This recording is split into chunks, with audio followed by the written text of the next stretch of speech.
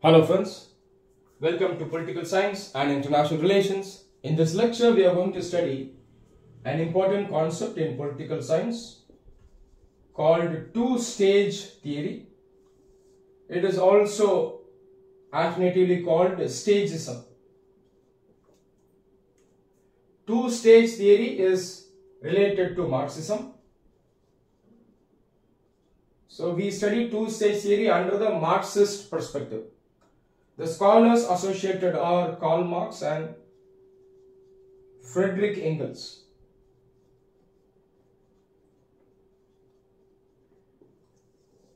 Even though two-stage theory is related to Marxism, it serves as an important framework for students of political science to study various revolutions across the world.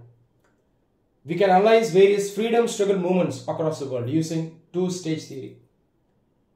We can analyze how different political groups took over the power from an earlier group.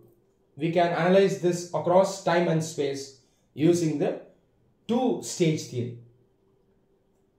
Before going into two-stage theory in detail, let's first discuss the concept of revolution as envisaged by Marx and Engels. Only by studying the concept of revolution, we can understand the concept two-stage theory better. So the starting point of our analysis is revolution.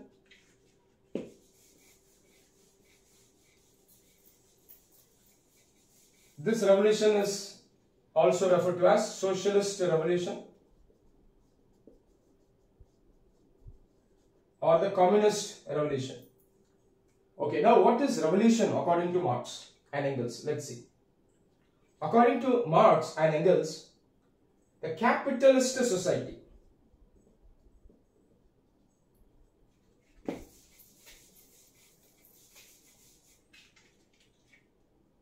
the society where you observe the concept capitalism, this society ultimately gets transformed and becomes another society which is called communism. According to Marx, communism is the end stage of history. In simple words, it is the end of the world. Capitalism contains its seeds of self-destruction according to Marx. The capitalist society, there are two important classes. One is bourgeois or the capitalist. The bourgeois or the capitalist is the owner of the means of production. He is the owner. He controls the capital. He owns the capital. The bourgeois or the capitalist dominates the worker, who is also called the proletariat. Proletariat belongs to one class, bourgeois belongs to another class. Marx sees class through the ownership of capital. People who are similar with respect to ownership of capital can be called a class. So people who are owners of capital are capitalists. The people who are not owners of capital are the workers. The workers have only labor in their hands, but this labor is exploited by the bourgeois or the capitalist. In capitalism, you will find private property. Who owns the private property? The bourgeois owns the private property. Bourgeois in the European context refers to the middle class. In the Marxist perspective, bourgeois refers to the capitalist who is the owner of the capital. So these are the two classes within capitalism. Private property is present. One of the defining characteristics of capitalism is exploitation. The exploitation of the worker by the bourgeois. Now capitalism ultimately gets destroyed and we reach a society called communism. Communism is the end stage of history according to Marx. In communism, adequate technology will be developed through which we can satisfy the needs of everyone. Marx will tell that capitalism brings technology which only serves the bourgeois. It is not inclusive. But in communism, technology will be developed so that it is used to tap the resources of nature without destroying the nature. In such a society, there will be everything for everyone's need. In communism, the slogan is from each according to his ability to each according to his needs. Communism tells that the abilities of all human beings should be tapped, should be developed. Based on their abilities, they will contribute, and they in turn will get the benefits based on their needs. This is called communism. Communism has some important features. Communism tells that there is no state. So no country according to communism. As such, there is no ruler, no government, no political party. No money. That is, no private wealth. Thirdly, unlike capitalism, there are no different classes in communism. No class divisions. In fact, there is no state. All the human beings in the world are one community. They interact with each other. They live peacefully with each other without state.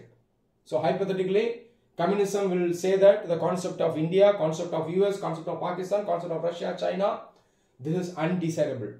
We do not want the concept of state. Okay, now, how do we achieve this revolution from capitalism to communism?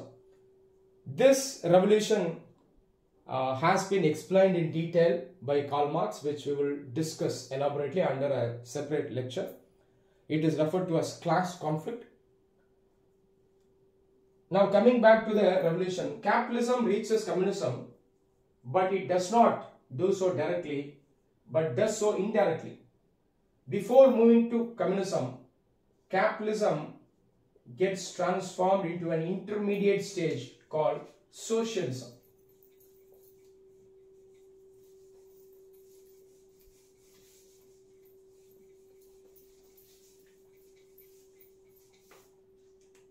Under socialism, there will be a state.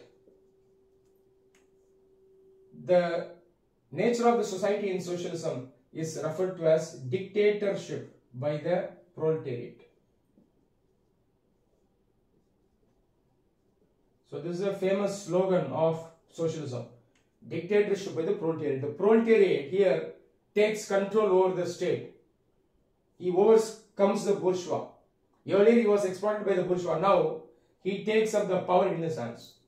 So in this state, you see the dictatorship by the proletariat. Now the dictatorship by the proletariat is ensured through an institution, which is a political party. It is the vanguard party. Vladimir Lenin, revolutionary founder of Soviet Union, he tells that there is a vanguard party. The vanguard party gives leadership to the proletariat. The interest of the proletariat is represented by the vanguard party. In USSR, the vanguard party was the Bolshevik party. They were the revolutionaries, Bolsheviks. So this is how capitalism becomes communism, by passing through socialism. It is actually one stage. It is a stage, single stage. However, when you pass through the stage, you are able to identify an intermediate stage called socialism. Now, taking the leadership under the vanguard party, the proletariat will ultimately go forward and they will reach the stage called communism. When communism is reached, there is no need for the state. There is no need for the vanguard party. All the workers in the world, all the workers on earth will live peacefully as one community. So this is the concept of revolution put forward by Marx. Now coming to two-stage theory. The socialist revolution will be successful only in those states or countries In political science and international relations, state means country. The revolution can be successful only if there is existence of capitalism already. So there should be already capitalism. This capitalism should be advanced. It should be industrial capitalism. If the state has only rural industries like cottage industries, then it is not adequate condition for the revolution to happen. So there should be industrial capitalism or advanced capitalism, and there should already be leadership of the bourgeois. Bourgeois refers to the capitalist, who is the ruling class. So only when these conditions are satisfied, then the socialist revolution will happen. Capitalism will become socialism, and ultimately it leads to communism. But if the industrial capitalism is absent in a state, then it is not possible for the state to achieve communism directly. Such states have to pass through two stages. This is called the two-stage theory. Got it? So the two-stage theory is nothing but an exception to the socialist revolution, the default socialist revolution.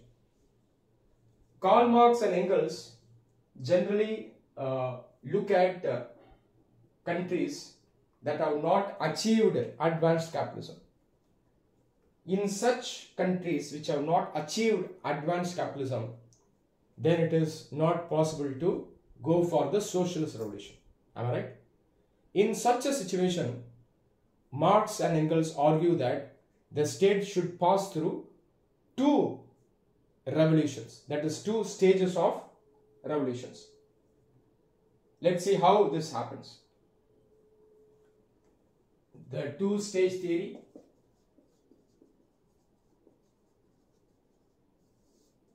happens in two stages here.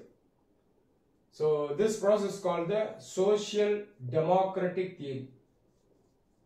Social democratic revolution.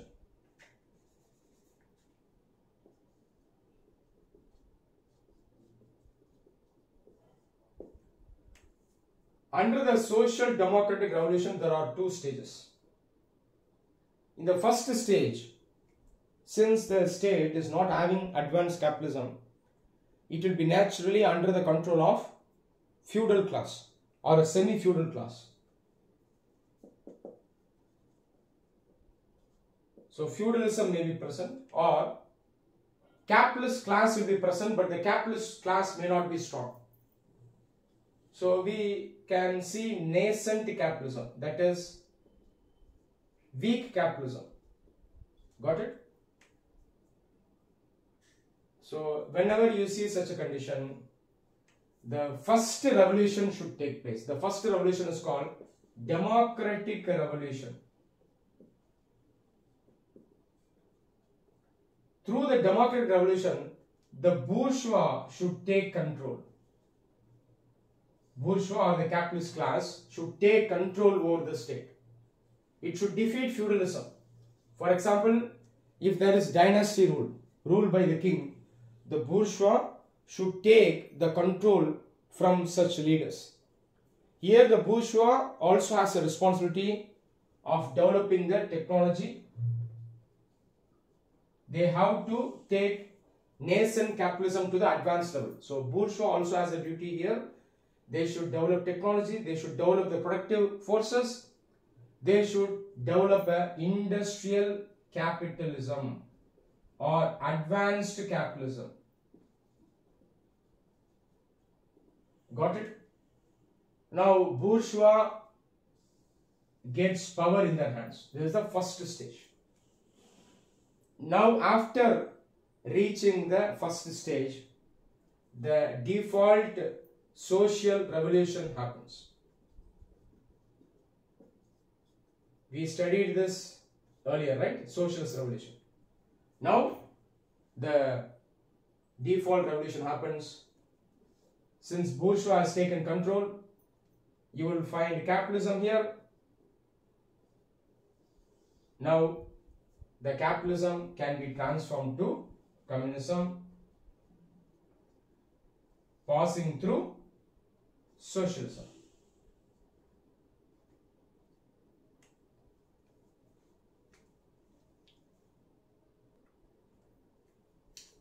In the second stage, the initiators of the revolution are the socialists.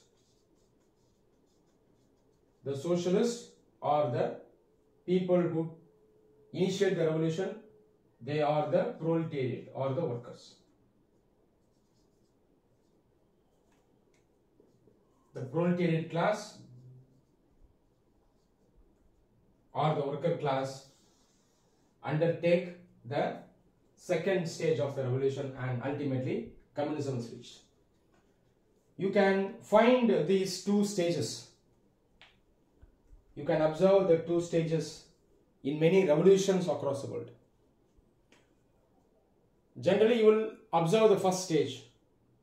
So far, the second stage has never been observed anywhere. That is why Marxism itself has been criticized.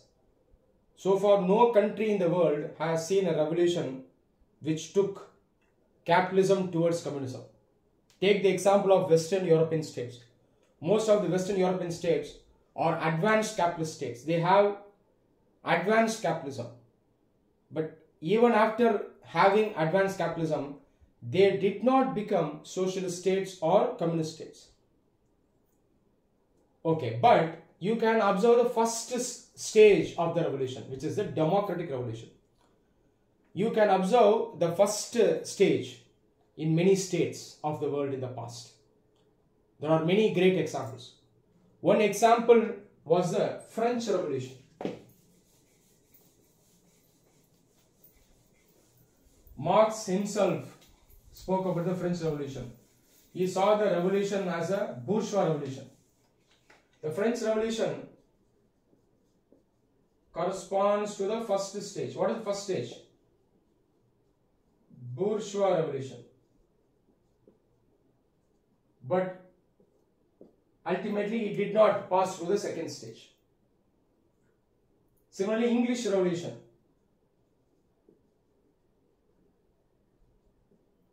(1688). It is called the Glorious Revolution or the Bloodless Revolution. It can also be compared to a bourgeois revolution.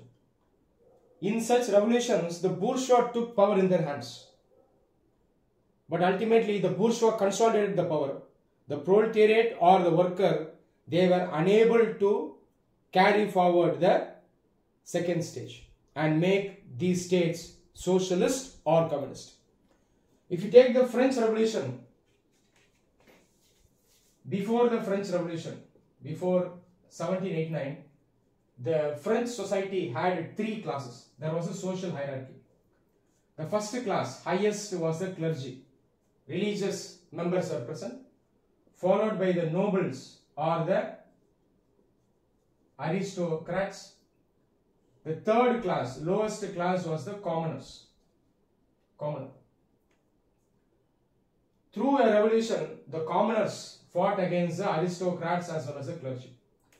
But if you look at the commoners, within commoners there was bourgeois. The bourgeois can be compared with the middle class. Now the middle class in France, revolutionary France, themselves were owners of capital. They only took forward the revolution. Ultimately, the bourgeois consolidated the control. Within commoners, the well-off among the commoners initiated the revolution and they got the power in their hands. Okay. In the Indian context also we can give some examples. The Dravidian movement is an example to understand the two-stage theory. In South India earlier, the Brahmanical class had power in their hands. Largely, the Brahmanical class was having power. So, the Brahmanical class has to be overcome. Now, who took the initiative? The initiative was taken by the Dravidian movement. In the Dravidian movement, most of the leaders belonged to non-Brahmins, naturally, because they were actually fighting against the Brahmins. Here, fighting refers to fight for political control and dominance. It was also a protest movement for ensuring equality. So, non-Brahmins, they conducted the revolution in the form of the Dravidian movement. Most of these non-Brahmins belong to the OBC. So, this can be equated with the first stage. The non-Brahmin OBCs, the leaders of the Dravidian movement, took power from the hands of the Brahmanical class in the Madras province. But ultimately, the second stage did not happen. The non-Brahmin class in Tamil Nadu should have taken the revolution forward. It should have included other sections in society. For example, it should have included the Dalits. But this did not happen. It happened, but did not happen in a big manner. As a result, the revolution was not complete. All the sections in society did not get equality. Power was not distributed completely. This is how Marxists will study the Dravidian movement, based on the two-stage theory. So, this is the concept of two-stage theory. But the two-stage theory was further modified. This is mainly attributed to Vladimir Lenin of the Soviet Union.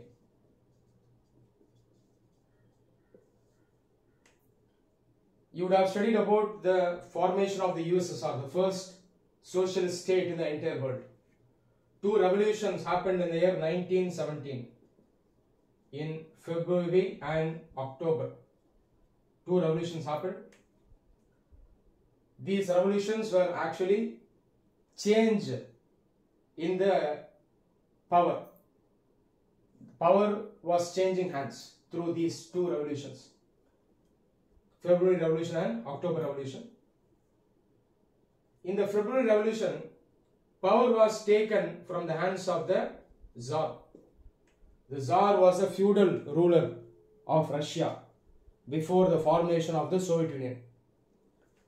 So, power was taken from Tsar.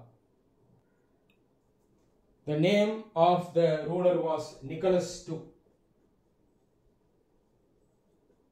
Now, the Tsar was replaced by a provisional government in the February Revolution. Then later, through the October Revolution, the provincial government was replaced by the Bolshevik party. Bolshevik party itself took the power in its hands in the October Revolution. There are two terms which we should know in political science which are related to revolution. One is called war of position and the other is called war of maneuver.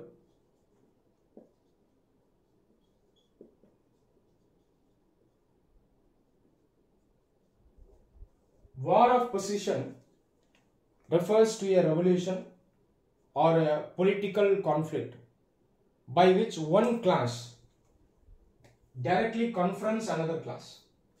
This is called the war of maneuver. Okay, direct conflict by one class with another class is called war of maneuver. Direct conflict.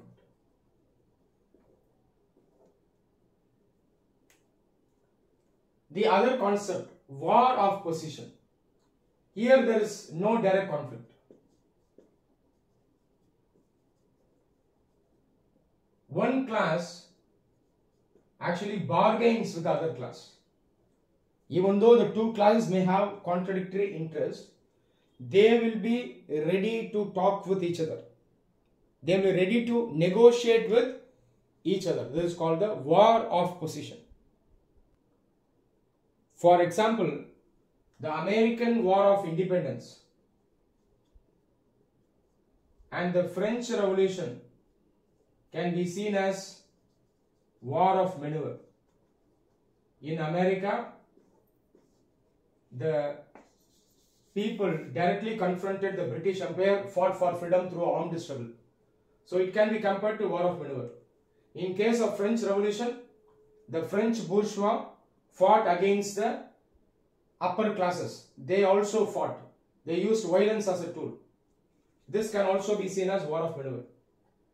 But the Indian freedom struggle is largely seen as a war of position. Even though Indian freedom struggle was also revolutionary in some ways, even though there were many revolutionary leaders, the leadership of the Indian freedom struggle largely followed the war of position. Okay, now coming back to Lenin. Lenin, the leader of Soviet Union, modified the two-stage theory.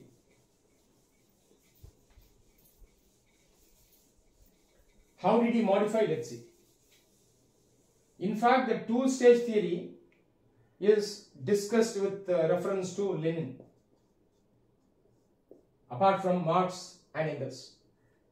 Now, Lenin gives new insights into the two-stage theory. What did we earlier study about the two-stage theory? In the first place, there should be existence of capitalism, advanced capitalism.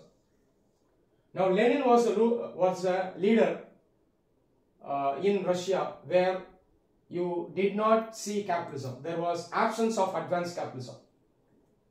So, in Russia, advanced capitalism was absent.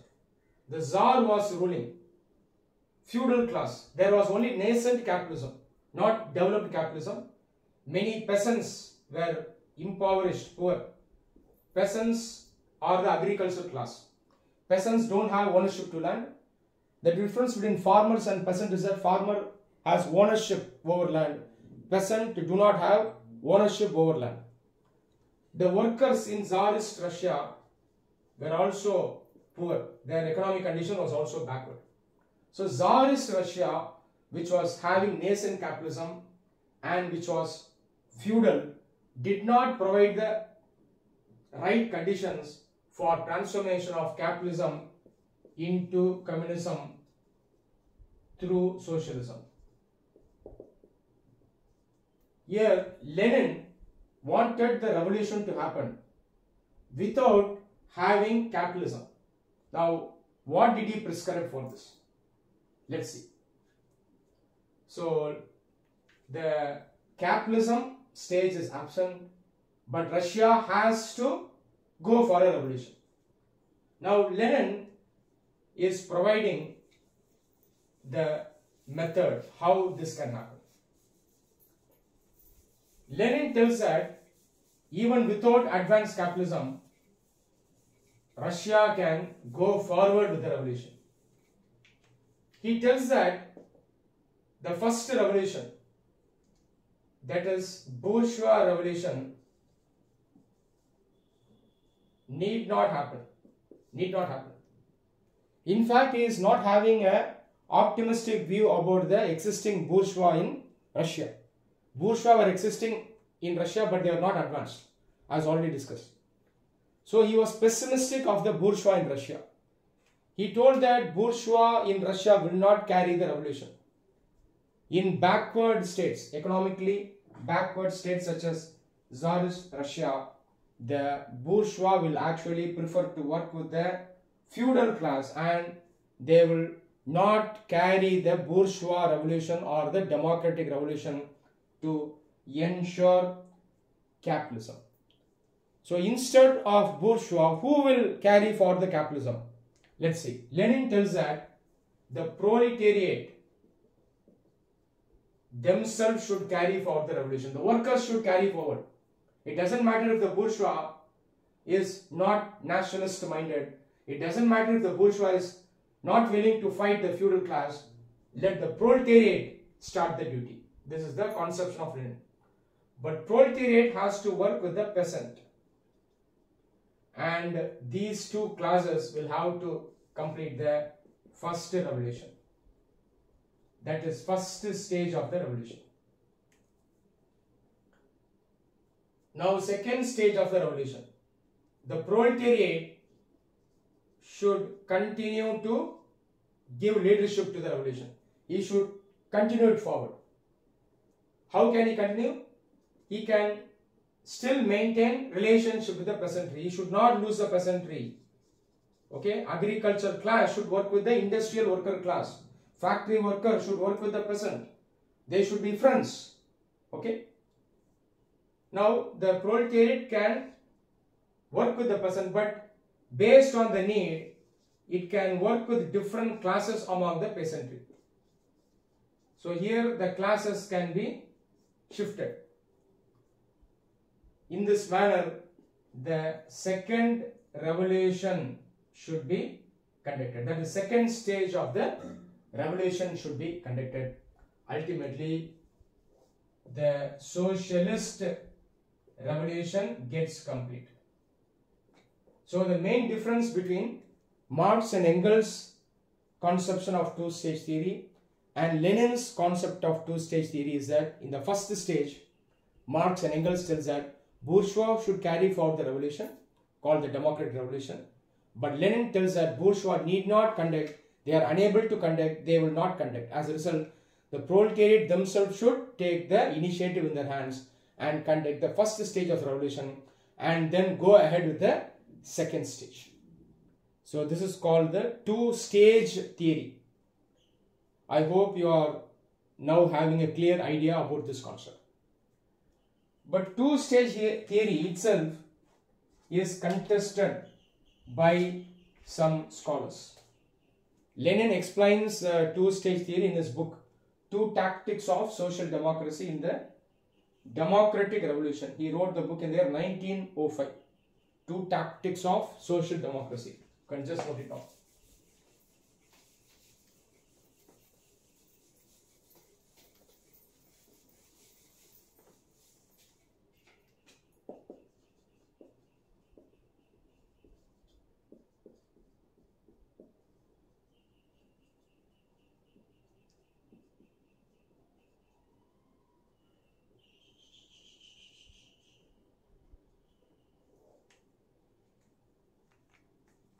Two Tactics of Social Democracy in the Democratic Revolution, 1905.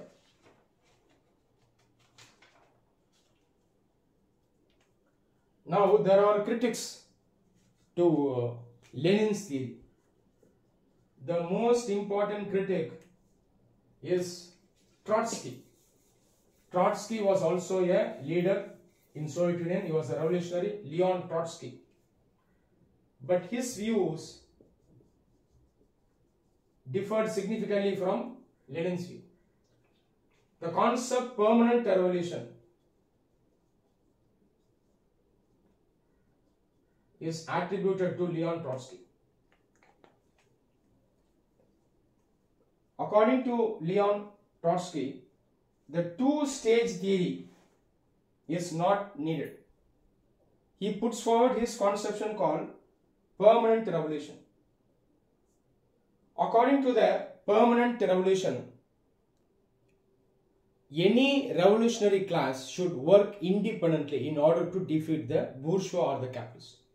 So capitalist society should be destroyed. For this, a class should take forward the initiative, is it not? But this class should work independently. It should pursue its interest independently without compromising or going for alliance with opposing sections of society. So this is conceived under permanent revolution. According to Leon Trotsky, revolution should be permanent. He is against going for revolution in two stages, right? He tells that the revolution must seek worldwide liberation or worldwide revolution. So permanent revolution should continue ahead worldwide until we reach communism. Okay, so it is permanent in the sense that it should go on at the world level until it is complete and until capitalism is completely destroyed. So this is the conception of Leon Trotsky. Even though the two-stage theory is attributed to Karl Marx and Friedrich Engels, followers of Trotsky, called Trotskyists, they argue that even Marx and Engels did not lay down a formula for application of the two-stage theory for all countries in all circumstances. So Trotskyists argue that the two-stage theory is not put forward as an absolute formula by Marx and Engels themselves.